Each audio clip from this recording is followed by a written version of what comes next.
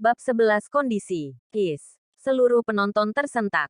Undangan ini sebenarnya ditulis oleh Xia Yun sendiri. Apa identitas Ye Hao ini?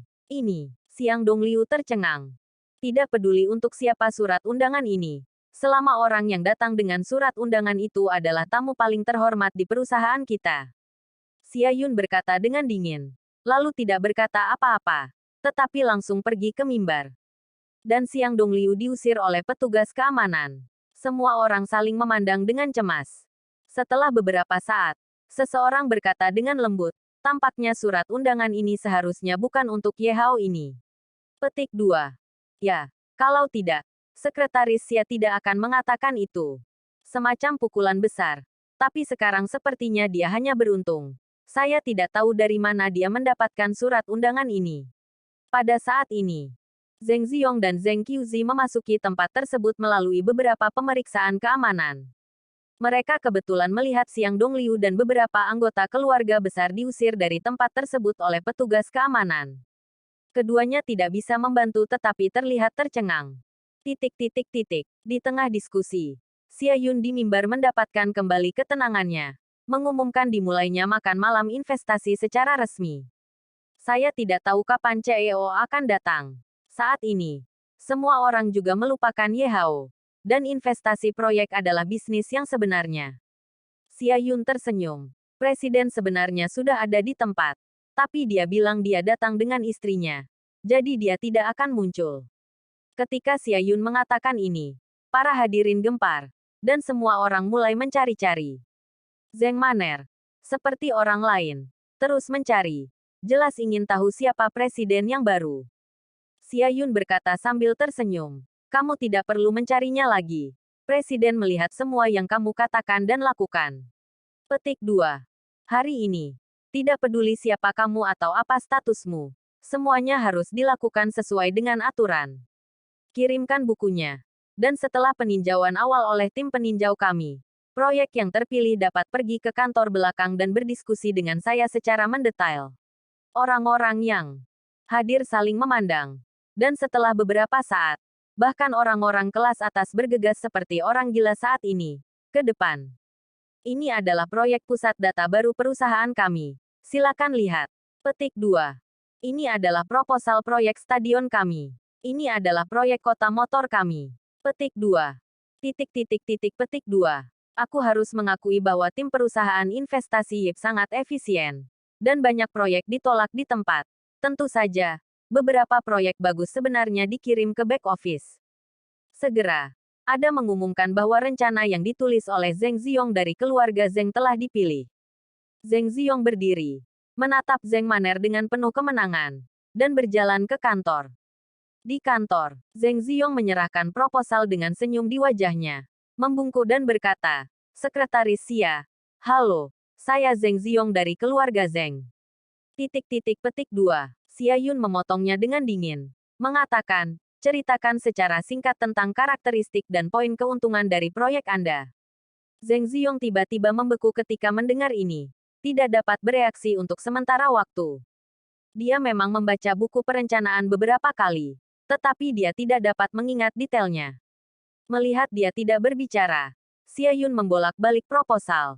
Dan melanjutkan, berapa banyak investasi yang akan kamu butuhkan? Apakah kamu sudah menyelesaikan pekerjaan di dekat lokasi proyek? Berapa lama waktu yang diharapkan untuk menyelesaikan ini proyek? Zheng Zi tercengang oleh rentetan pertanyaan Xia Yun. Karena dia tidak tahu. Setelah menanyakan beberapa kata, Xia Yundai sedikit mengernyit. Dan berkata, Tuan Zheng, apakah proposal ini benar-benar milik Anda? Ya, saya menulisnya. Zheng Ziyong mengangguk dan membungkuk. Lalu mengapa kamu mengajukan 3 pertanyaan? Xia Yun terlihat serius. Ini. Zheng Ziyong berkeringat deras. Tidak dapat berbicara sama sekali.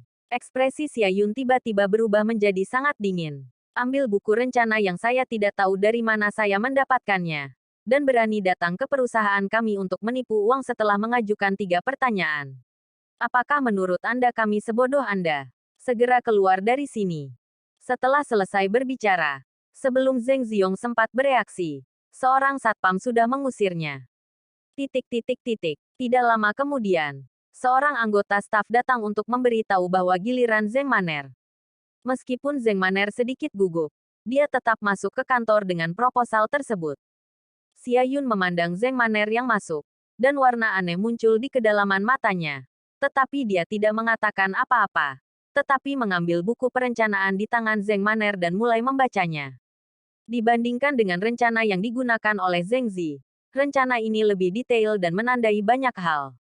Xia Yun tahu di dalam hatinya bahwa makan malam investasi malam ini hanya untuk Zheng Man'er. Namun Presiden juga memerintahkan agar akting dilakukan secara utuh, sehingga tidak ada yang bisa melihat petunjuk apapun. Nona Zheng, Anda menulis rencana ini. Xia Yun tampak serius. Kalau begitu bisakah Anda memberi tahu saya, apa karakteristik pusat bisnis Anda?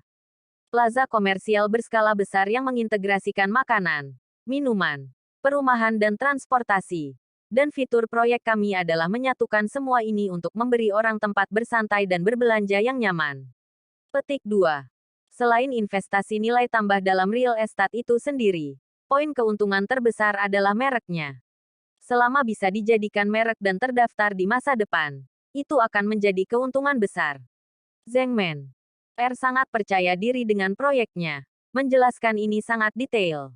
Xia Yun awalnya datang untuk menyelesaikan tugas, tetapi dia juga ahli dalam manajemen, dan segera dia tertarik dengan proposal Zheng Man'er.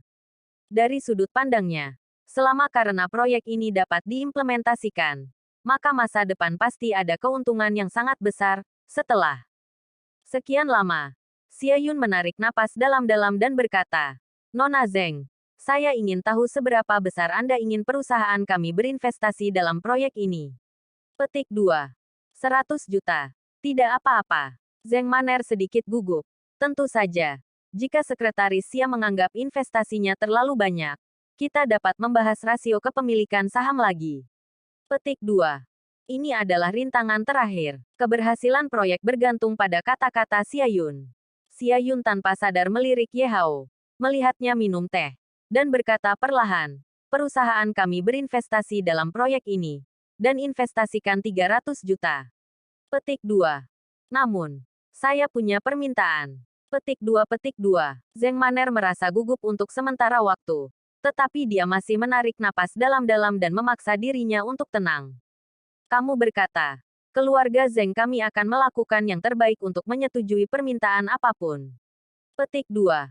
Xia Yun mengangguk dan berkata, permintaan kami adalah bahwa proyek ini harus menjadi tanggung jawab Anda secara pribadi, Mas Zheng, dan tidak ada orang lain yang akan melakukannya. Kami hanya mengenali Anda. Petik 2.